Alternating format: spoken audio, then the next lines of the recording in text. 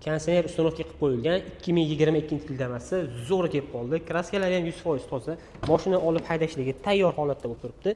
Salonlari ham zo'r bo'lib turibdi. Qirilib, tizilib ketmagan. Mana bunaqa yaxshi qimmat chexollarga taqib qo'yilgan, oyoqdagi poliklarga solib qo'yilgan. O'zini halol bo'lgan probegi 107 ming kilometr monitorlarga uстановка qilib qo'yilgan.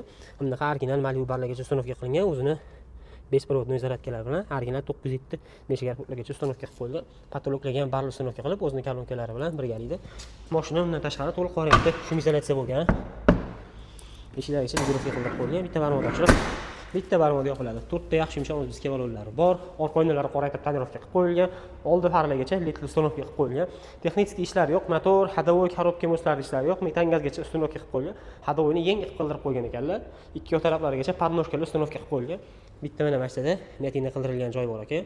Qolgan joylarda miatina bo'lgan, qirilgan, chizilgan, ko'ngilli xira qiladigan joylari yo'q. Kraskasini, probegini ko'rib, ko'rsatib tekshirib olasizlar.